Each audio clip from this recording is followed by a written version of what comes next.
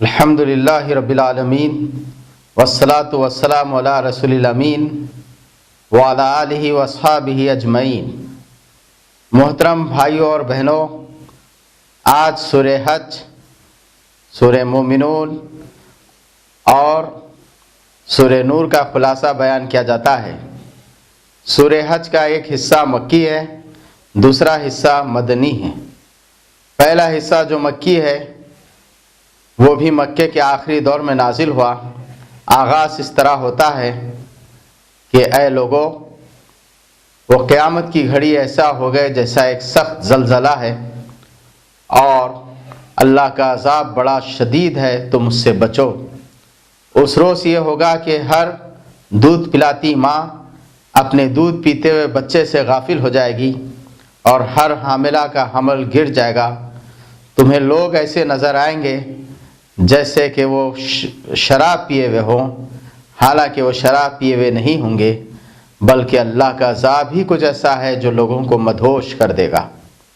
پھر اس کے بعد فرمایا گیا کہ اے لوگو، تمہیں اگر زندگی بعد موت یعنی مرنے کے بعد کی زندگی میں کچھ شک ہے تو تمہیں معلوم ہونا چاہیے کہ ہم نے پہلے تمہیں مٹی سے پیدا کیا، پھر نطفے سے پیدا کیا، پھر اس کے بعد ہم نے اسے خون کا لوتھڑا بنایا، پھر بوٹی بنائی جو شکل والی بھی ہوتی ہے اور بغیر شکل والی بھی ہوتی ہے۔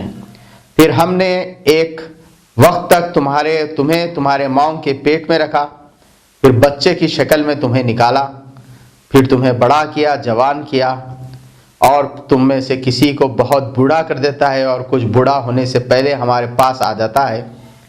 یہ سب کچھ نشانی ہے اس بات کی کہ اللہ تعالیٰ ہر چیز کرنے پر قادر ہے۔ اور دیکھو، زمین میں بارش ہوتی ہے اور پھر مردہ زمین کو ہم زندہ کر دیتے ہیں۔ اس میں نشانی ہے ان لوگوں کے لیے جو غور و فکر کرتے ہیں۔ پھر کہا گیا کہ اے لوگو، وہ اللہ ہی ہے جو قطرے قطرے کو، پانی کو بھاپ بنا کر اوپر اٹھاتا ہے، پھر اسے جمع کرتا ہے، اور آسمان پر جب بادلوں کے پہاڑ بن جاتے ہیں تو انہیں ٹکراتا ہے اور بارش نازل کرتا ہے۔ اس میں نشانی ہے ان لوگوں کے لیے جو غور و فکر کریں۔ اب اس کے بعد پھر اللہ کی توحید کی اور بہت سی مثالیں پیش کی گئی، آخرت کی مثال پیش کی گئی، اور فرمایا گیا کہ ہم نے اس کتاب کو نازل کیا ہے، اس میں ہدایت ہے ان لوگوں کے لیے جو اللہ کی طرف رجوع کرنے والے ہیں۔ پھر اس کے بعد مدنی دور کا حصہ ہے۔ ابھی مسلمان مکے سے مدینہ ہجرت کرے تھے، پہلا ہی سال تھا اور موسم حج آ گیا تھا، حج کے دن آ گئے تھے۔ مسلمانوں کو رہ رہ کر حج کا وہ عظیم اجتماع یاد آ رہا تھا، اور کافروں نے حج اور مکے کے راستے کو ان کے لیے روک دیا تھا۔ انہیں یاد آتا تھا کہ ہمیں روک دیے گئے ہیں۔ اس موقع پر اللہ تعالیٰ نے مسلمانوں کو اجازت دی کہ جن لوگوں پر ظلم کیا گیا ہے انہیں اجازت دی جاتی ہے کہ وہ جنگ کر سکتے ہیں، مگر وہ زیادتی نہ کریں۔ پھر اس کے بعد فرمایا گیا ہے ابراہیم علیہ السلام کا تذکرہ کہ ہم نے ابراہیم علیہ السلام کو تاکید کی اور اس گھر کی نشانی کو بتایا اور کہا یہاں پر ہمارا گھر تعمیر کرو۔ وہ گھر، وہ مسجد حرام جس میں مقامی لوگوں کے اور باہر کے لوگوں کے سب کے حقوق مساوی ہے، ایک جیسے ہیں، اور ہم نے انہیں حکم دیا کہ اس گھر کو بتوں کی گندگی سے پاک کرو، اور پھر ہم نے انہیں حکم دیا اس گھر کو طواف کرنے والوں، قیام کرنے والوں، رکوع و سجود کرنے والوں کے لیے پاک و صاف کرو، اور لوگوں کو بلاوا دو کہ اس گھر کے طواف کے لیے اور اس کی زیارت کے لیے لوگ آئیں، پیدل آئیں، سواریوں پر آئیں، دور دراز سے آئیں، اور یہاں پر جو کچھ منافع اللہ تعالیٰ نے رکھے ہیں اس کا مشاہدہ کریں۔ اور بتایا گیا کہ مسجد حرام کا راستہ کوئی نہیں روک سکتا، اس لیے کہ مسجد حرام کا راستہ جو بھی روکے گا اللہ تعالیٰ اس کو دردناک عذاب دے گا۔ پھر اس کے بعد مسلمانوں کو تلقین کی گئی ہے کہ وہ بھی انتقامی جذبے کے تحت ایسا نہ ہونے پائے کہ کسی کو روک دے، کسی کو مسجد حرام کے راستے سے روک دیں۔ تو کہا گیا کہ تم تعاون کرو ایک دوسرے کا، نیکی اور تقوی کے سلسلے میں، اور ولا تعاونوا، اور ہرگز تعاون نہ کرو گناہ اور زیادتی کے کاموں میں۔ پھر اس کے بعد فرمایا گیا کہ وہ ہدی کے جانور، قربانی کے جانور، اس میں بھی تمہارے لیے نشانی ہے، اور ان جانوروں سے تم فائدہ اٹھا سکتے ایک مقرر وقت تک، اور ان کی قربانی کی جگہ یہی محترم گھر کے قریب یعنی کعبۃ اللہ کے قریب یعنی مینا میں ہے۔ پھر کہا گیا کہ تم ان جانوروں پر اللہ کا نام لے کر ذبح کرو، اور ہر قوم کو ہم نے قربانی کے ایک طریقہ مقرر کیا ہے، تمہارے لیے طریقہ مقرر کیا گیا ہے کہ تم ان پر اللہ کا نام لے کر قربانی کرو۔ اور پھر یہ بھی کہا گیا کہ یہ شعار اللہ ہے، اللہ کی نشانیوں میں سے ہے، اس کا احترام کرو، یعنی وہ جانور جو اللہ کے نام پر قربانی کے لیے نظر چڑھا دیے گئے ہوں اس کے خلاف آدمی کچھ نہیں کر سکتا۔ پھر کہا گیا اونٹ کو جو ہے کھڑا کر کے ذبح کیا جاتا ہے، جب ہدی کا جانور کی پیٹھ لگ جائے اس کے بعد پھر کہا گیا اس کا گوشت خود بھی کھاؤ اور دوسروں کو بھی دو، جو لوگ مانگتے ہیں، جو لوگ نہیں مانگتے ہیں انہیں بھی دو، اور جو لوگ مانگتے ہیں انہیں بھی دو۔ اور کہا گیا قربانی کا مقصد یہ ہے کہ اللہ تعالیٰ نے ان جانوروں کو تمہارے لیے جو مسخر کرا ہے، تمہارے تابع کیا ہے، اس پر تم اللہ کی بڑائی کو بیان کرو، اس لیے ہم بسم اللہ اللہ اکبر کہہ کے ذبح کرتے ہیں۔ اور پھر فرمایا گیا کہ ان جانوروں کو جو اللہ نے تمہارے لیے تابع کیا ہے اس پر اللہ کا شکر ادا کرو، قربانی کا مقصد یہ بھی ہے کہ شکر ادا کرو۔ پھر ایک بات اور کہی گئی کہ یہ قربانی کے جانوروں کا نہ گوشت اللہ کو پہنچتا ہے نہ خون اللہ کو پہنچتا ہے، بلکہ تمہارے لوگوں کے دلوں کا تقوی ہے جو اللہ کے یہاں پہنچتا ہے۔ پھر کہا گیا کہ یہ نبی صلی اللہ علیہ وسلم تو تمہیں ایک سخت عذاب سے آنے سے پہلے ڈراتے ہیں اور یہ تم سے کچھ نہیں چاہتے۔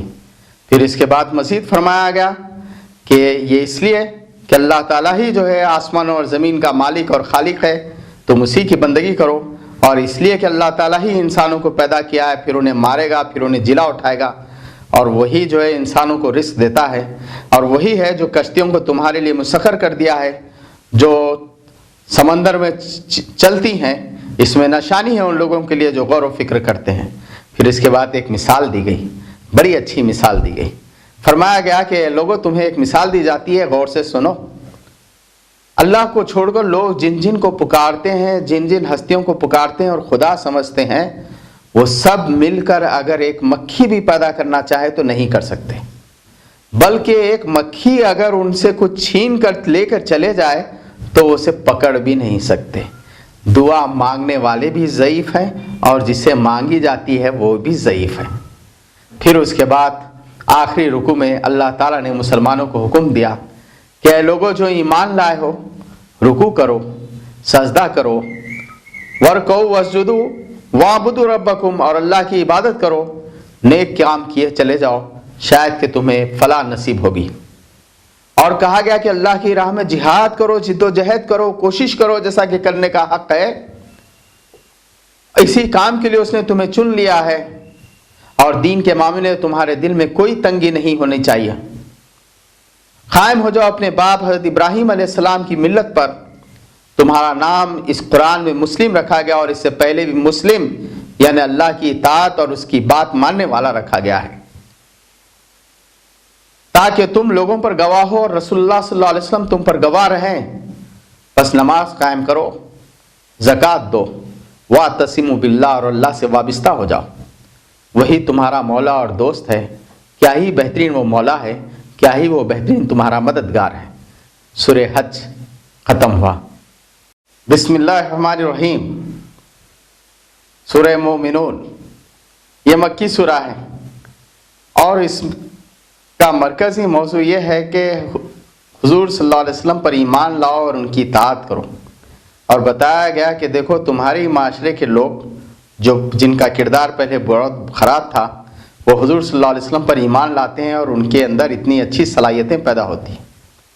اس سورہ کی ابتدائی جو 10 آیتیں ہیں اس کے تعلق سے حدیث ہے کہ اللہ کے رسول صلی اللہ علیہ وسلم نے فرمایا جو ان 10 آیتوں پر عمل کرے گا اس کو جنت اس پر واجب ہو جائے گی۔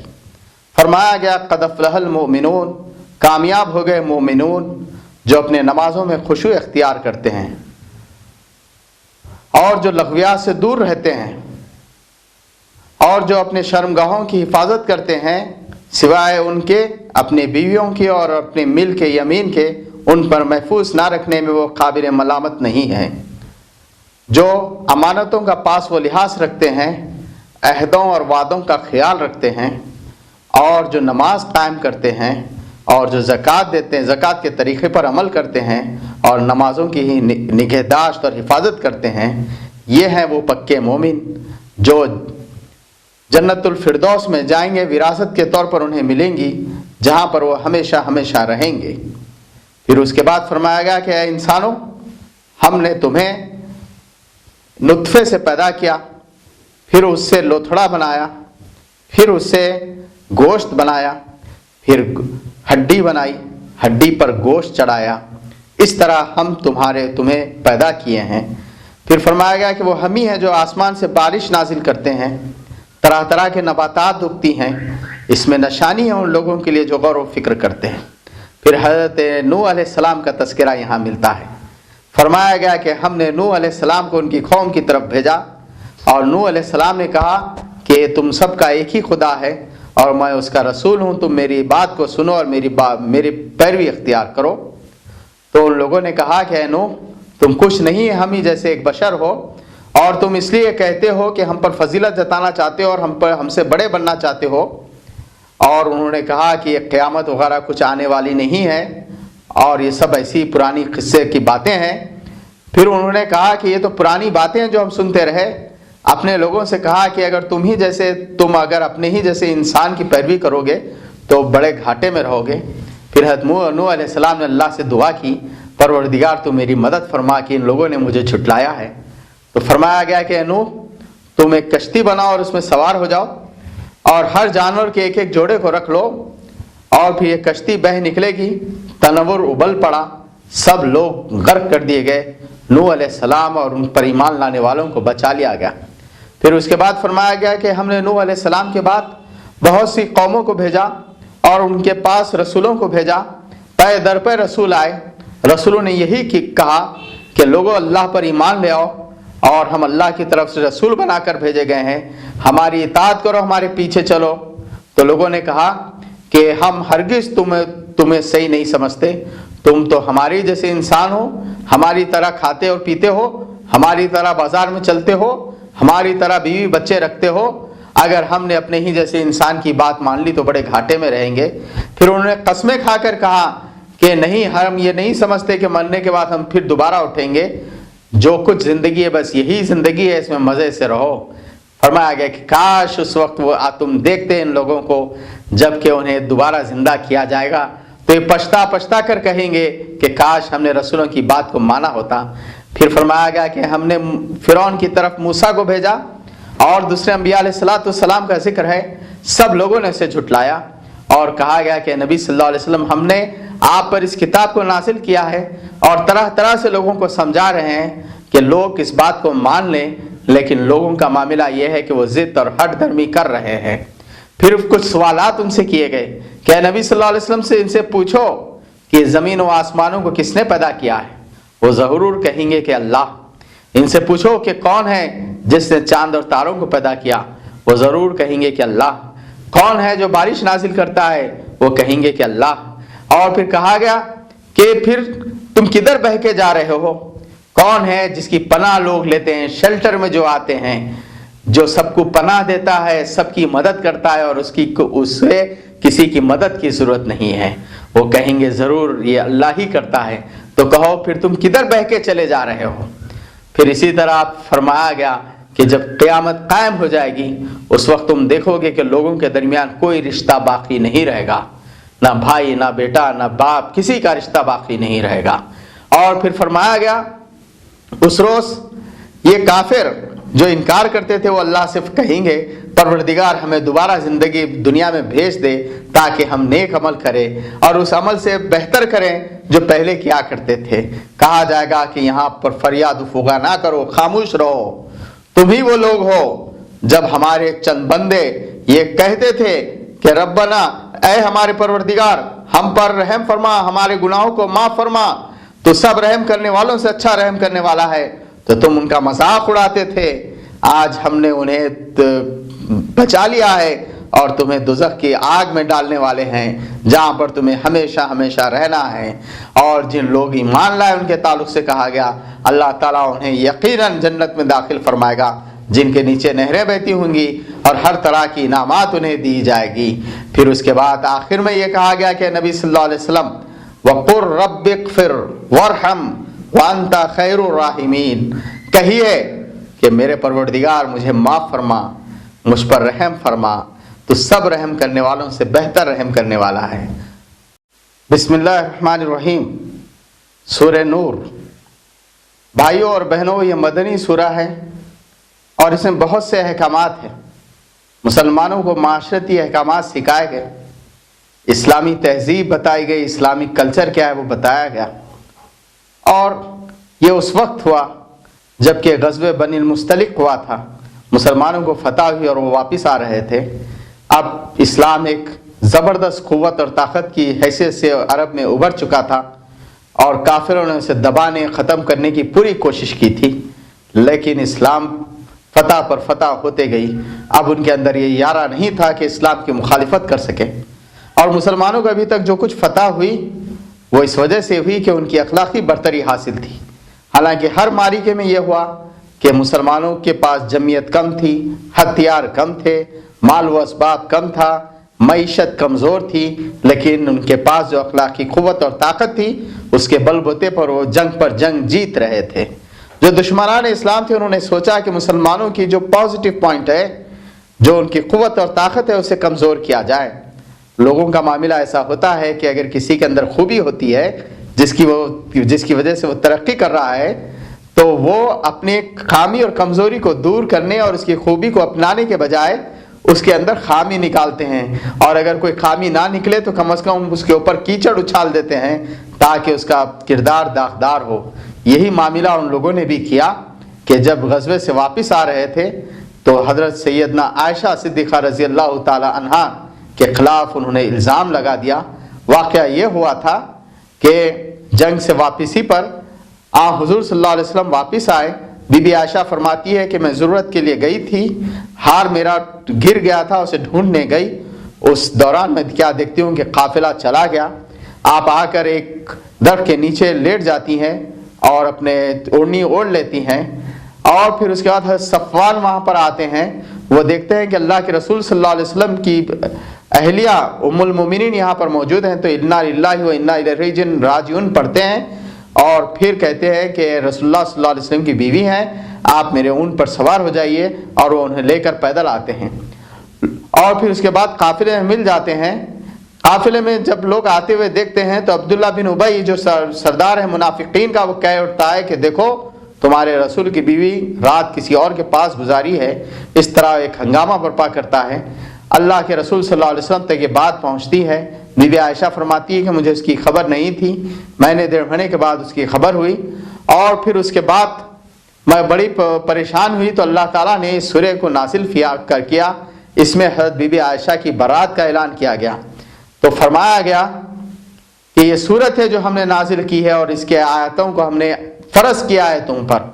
پھر زانی کی سزا بتائی گئی، زانی مرد اور زانی عورت کی سزا یہ ہے کہ بدکار جو مرد ہے، بدکار جو عورت ہے، اس کی سزا یہ ہے کہ اسے 100 کوڑے مارے جائیں، اور اللہ کے دین کے تعلق سے تمہارے اندر کوئی نرمی پیدا نہ ہونے پائے، اور مسلمانوں کا ایک گروہ موجود رہے جو گواہ رہے کہ جو بھی ایسا برا کام کرے گا اسے 100 کوڑے مارے جائیں گے۔ اتنی سخت سزا کے بعد یہ کہا گیا کہ مسلمانوں کی عفت و عصمت اور ان کی عزت کی حفاظت بھی بہت اہم چیز ہے۔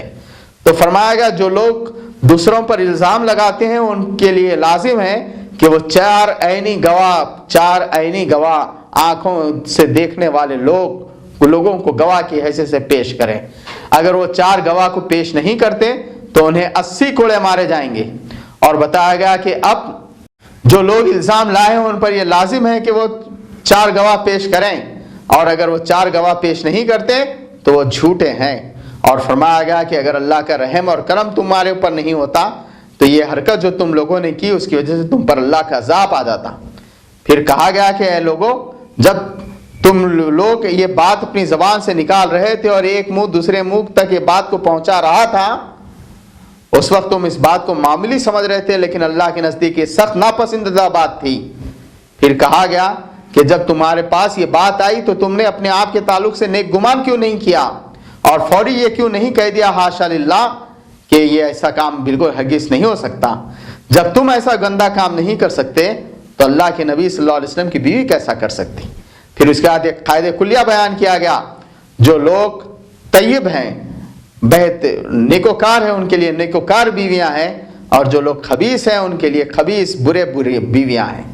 پھر اس کے بعد فرمایا گیا ایک حکم دیا گیا، اب آدمی 4 گواہ لے آئے کہ کسی کو بدکاری کرتا ہوا دیکھے تو 4 گواہ لے آئے، لیکن اگر اپنی بیوی کو بدکاری کرتا ہوا دیکھے تو پھر کیا کرے؟